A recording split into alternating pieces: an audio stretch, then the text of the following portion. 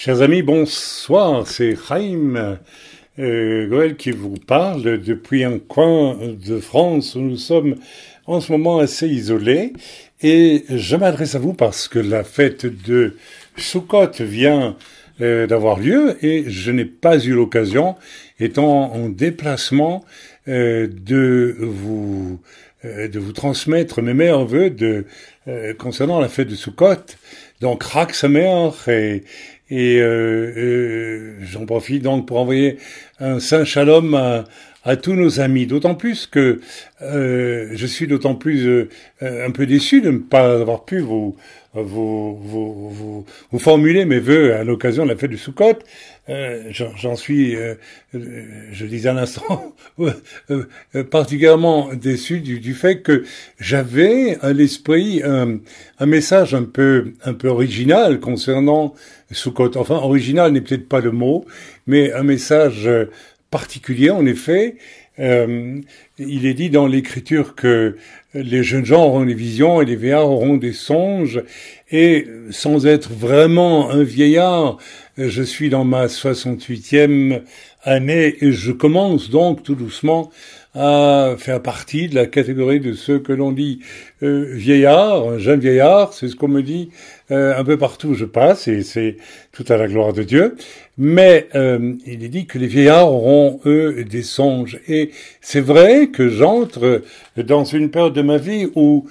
ma vie spirituelle est de plus en plus orientée dans un aspect de songe, je dirais parfois des songes qui surviennent dans ces moments de méditation. Vous savez qu'en vieillissant, on ralentit beaucoup son activité physique, on y est obligé, et fatalement, on a plus de temps pour méditer, pour disons passer du régime d'une voiture dont le moteur tourne à plein au régime d'une chaudière de cuisine ancienne qui ronronne plus calmement, plus lentement. Et c'est donc cet âge de la vieillesse qui donne cet état d'esprit. Je m'en réjouis.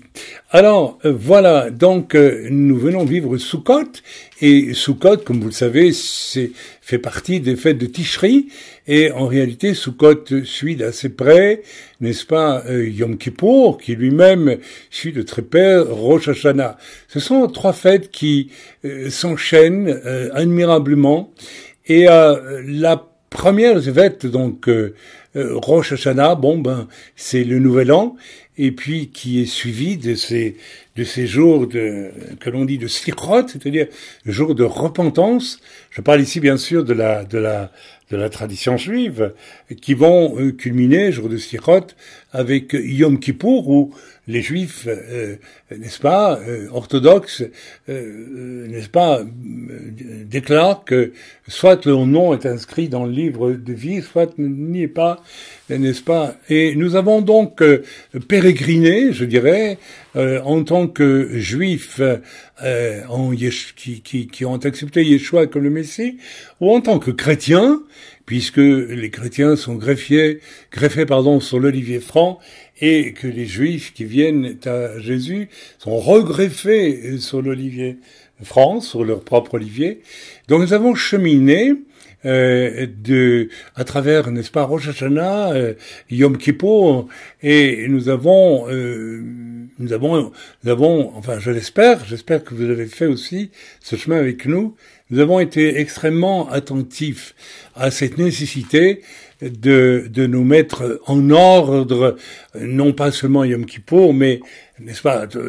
à n'importe quel moment de l'année, puisqu'il nous faut pouvoir demander pardon à ceux à qui nous faisons du tort, et par la même occasion aussi pardonner à tous ceux qui nous ont fait du tort. Mais Yom Kippour a été pour nous comme un salutaire rappel de cette nécessité. Alors, de Yom Kippour, nous sommes allés vers ce Sukkot, cette fête que certains appellent la fête des cabanes,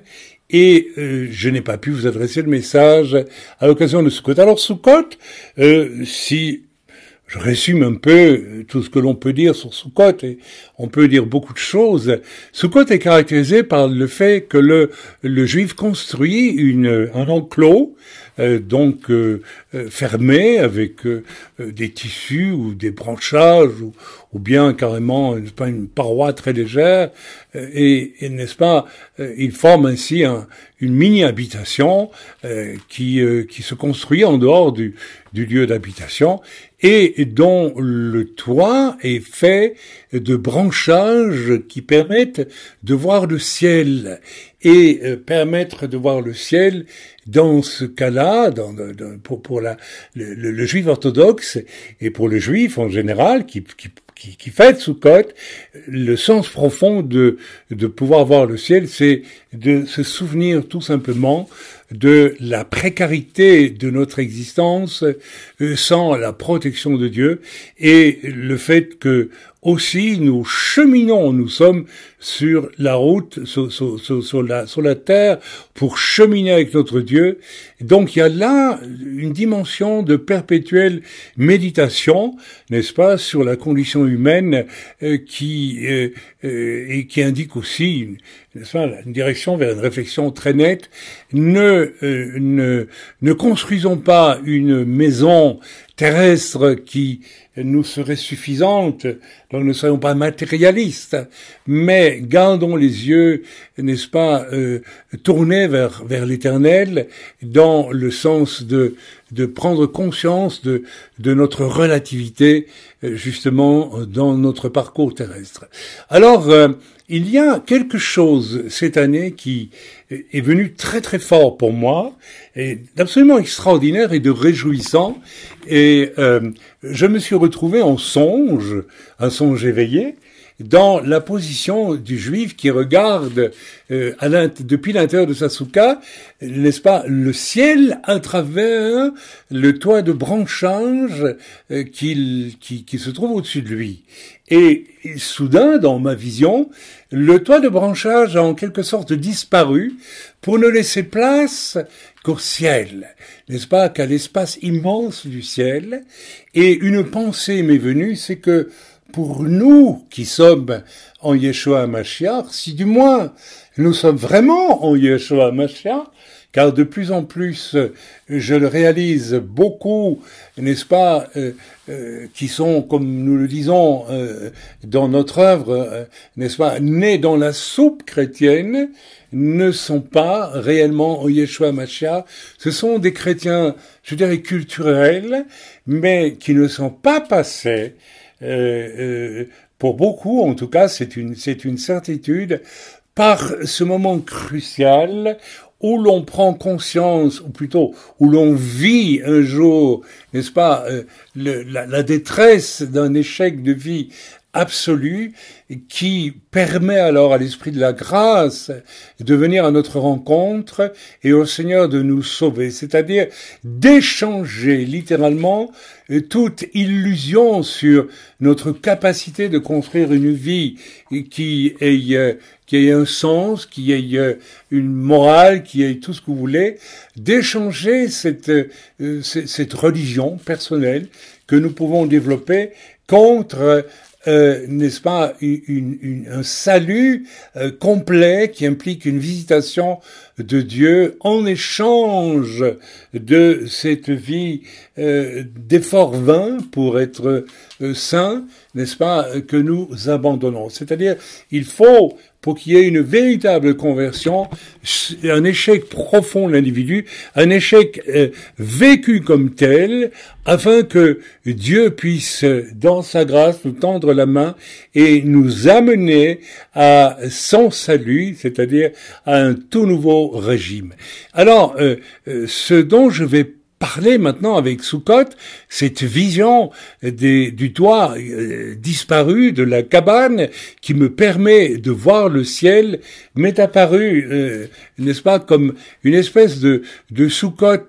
accompli. C'est-à-dire qu'il ne s'agit plus seulement de prendre conscience de ma précarité dans ma marche sur cette terre, mais de passer à la vitesse supérieure, à savoir, je ne suis plus de la terre et je n'ai plus à me défier de moi-même dans cette marche sur la terre pour essayer de construire par moi-même quelque chose, n'est-ce pas, qui relève au fond de la loi, mais j'ai accès au ciel car je suis un citoyen du ciel. Et franchement, cette vision de la souka dont les branchages du toit avaient disparu et ouvrant définitivement sur un ciel ouvert est quelque chose qui m'a vraiment fortifié. Alors j'aimerais ici vous partager une expérience extrêmement forte que j'ai vécue voici tant d'années et qui nous montre que, n'est-ce pas, le Seigneur a un but évident, c'est celui pas seulement de nous faire comprendre l'aspect relatif d'une religion légaliste que nous efforcerions de suivre pour nous paraître dignes aux yeux de Dieu, mais n'est-ce pas que le Seigneur est un absolu et veut nous conduire à une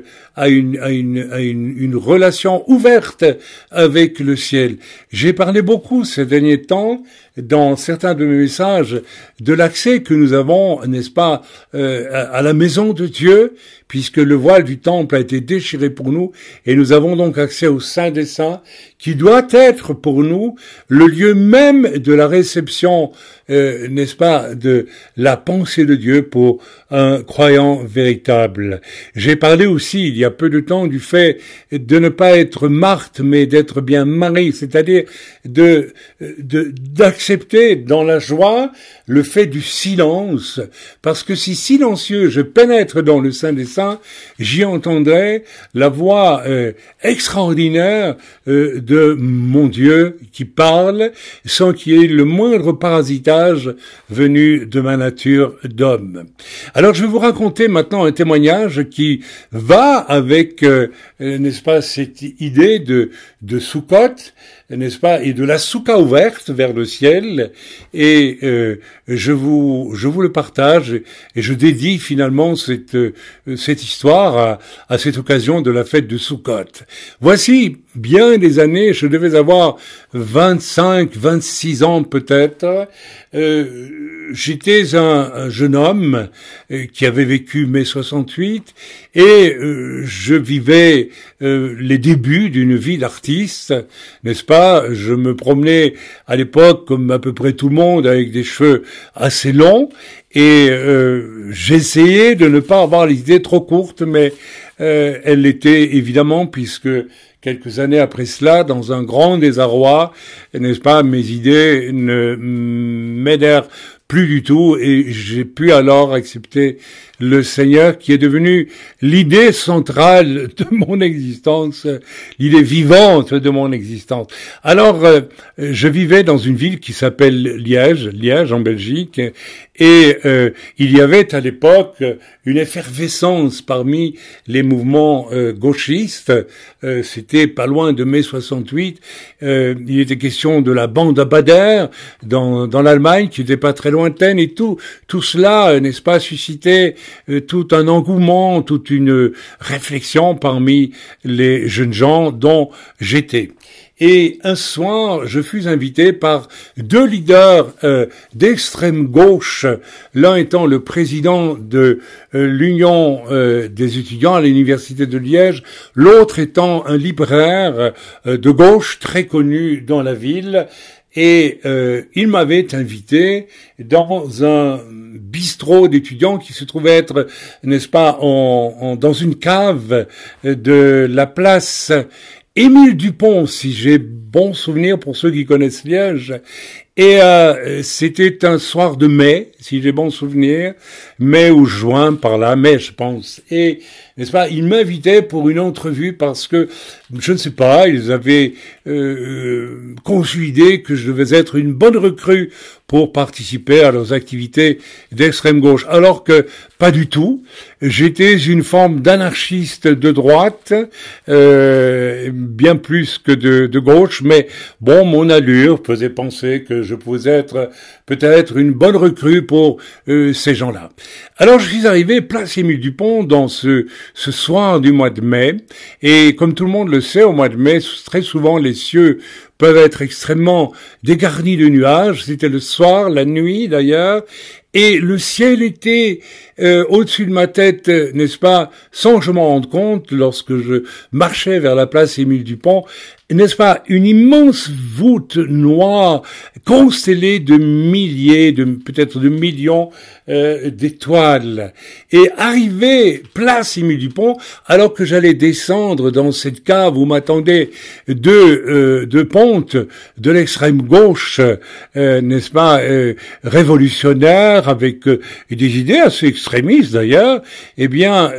soudain, au milieu de la place, en plein milieu de la place, mon regard a été tiré vers le ciel et j'ai contemplé non seulement cette voûte céleste absolument magnifique, n'est-ce pas, comme peut-être Abraham un jour lui-même l'a contemplé lorsque Dieu lui a promis que sa descendance serait nombreuse comme les étoiles du ciel ou le sable de la mer. Et j'ai été saisi aussi par un immense silence, car il n'y avait sur cette place Émile Dupont pas une âme, pas une voiture qui passait, pas un humain, n'est-ce pas? La place était entièrement vide, comme préparée pour moi, et il y avait un silence solennel, et regardant la voûte céleste, j'ai pensé, comment ne pas croire que Dieu existe quand on voit une telle merveille? La suite, je vous la raconte, j'ai repris ma marche vers la cave étudiante qui avait été bouclée d'ailleurs pour l'occasion, et j'ai descendu les escaliers vers le bar de cette cave étudiante habituellement remplie de fumée de cigarettes et de rumeurs d'étudiants, n'est-ce pas, refaisant le monde dans la version gauche et extrême gauche. Et mes deux personnages se trouvaient là, n'est-ce pas, assis sur des chaises, les pieds posés sur le bar, les chaussées de basket, la cigarette au bec, et